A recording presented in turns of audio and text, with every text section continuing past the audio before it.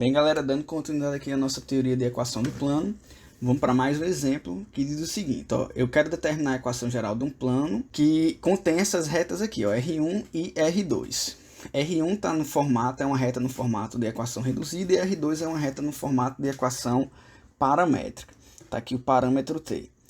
Bem, para eu determinar a equação geral de um plano, eu preciso de um vetor normal. Então a ideia aqui é o seguinte, qual é o vetor diretor dessa reta R1? Qual é o vetor diretor dessa reta R2? Se eu achar um vetor diretor a R1 e R2 ao mesmo tempo, assim como a gente fez em situações anteriores, né? Um vetor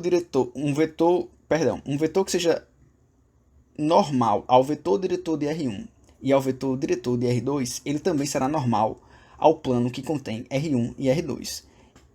Só que aí a gente precisa saber quem são esses vetores diretores aqui. Então guarda essa ideia. Eu preciso determinar um vetor normal a R1 e R2. E se ele for normal a R1 e R2, ele será normal ao plano. Sendo assim, para eu determinar o vetor diretor dessa situação, eu estou aqui na equação reduzida. Como que da equação reduzida a gente chega no vetor diretor? Bem, eu posso determinar dois pontos quaisquer e desses dois pontos determinar um vetor. Então, digamos que o x seja 0. Se o x for 0, quem é o y, quem é o z? Se o x for 1, quem é o y, quem é o z? E aí eu tenho dois pontos. Tendo dois pontos, eu consigo determinar o vetor. Esse é um jeito. O outro jeito é dessa equação reduzida chegar na equação simétrica. A equação simétrica, só para relembrar aqui, seria isolar a variável independente, que nessa situação é o x. Se eu isolar o x, a gente vai ficar com x igual a y menos 1. Na primeira equação, ó, x igual a y menos 1. Na segunda equação, a gente vai ficar com x igual a menos e menos 2 sobre 3. Só que na equação reduzida, as variáveis são sempre positivas, tá certo? As letras, o problema sempre deixa ela no seu formato positivo. Isso aqui, na hora que eu for tentar escrever no formato de equação simétrica, aliás, isso aqui ficaria assim, ó, x igual a y menos 1 sobre 1, que é igual a, isso aqui também é x, né? Que é igual a menos e menos 2 sobre 3. E aqui embaixo do x tem um invisível, e portanto 1, 1 e 3 são as coordenadas de um vetor diretor. Toda vez que a gente tem a equação simétrica, os denominadores representam as coordenadas de um vetor diretor. Só que essa equação ainda não é simétrica, porque essa variável aqui, ó, ela está negativa, e na equação simétrica essas variáveis elas ficam positivas. Então aqui teria que ser mais. Eu teria que trocar o sinal de cima, só que para eu não mudar a minha fração, o que eu fizer em cima eu faço embaixo. Então, para eu trocar o sinal de cima, eu multiplico por menos 1. Aí fica mais e mais 2.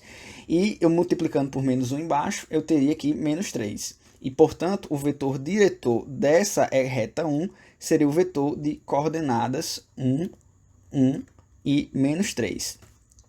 O vetor diretor da reta 2, como é reta paramétrica, é mais fácil de identificar. É só olhar para os parâmetros, né? E aí, portanto, o vetor diretor teria coordenadas 2, 2 e menos 6. E aí perceba que o vetor diretor da reta 1 e o vetor diretor da reta 2, eles são paralelos. E como eles são paralelos, a gente não vai conseguir, num produto vetorial entre eles, determinar um vetor que seja ortogonal aos dois ao mesmo tempo.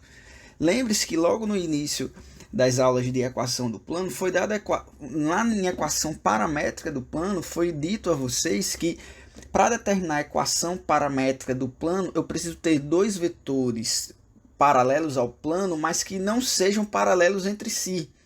E aqui eu estou justamente nessa situação. Eu tenho dois vetores paralelos ao plano, mas que eles são também paralelos entre si.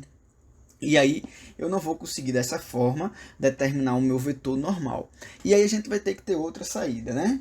E aí qual deveria ser a outra saída? A outra saída seria justamente criar um terceiro vetor, porque com três vetores e automaticamente com 3 pontos, a gente consegue determinar um plano, não é verdade? Esse terceiro vetor, eu conectaria um ponto de R1 com um ponto de R2. Como essas duas retas estão no plano, então um segmento, né, que liga um ponto de R1 com um ponto de R2 vai ser um segmento que ainda está no plano e que, portanto, eu consigo desse segmento extrair um vetor.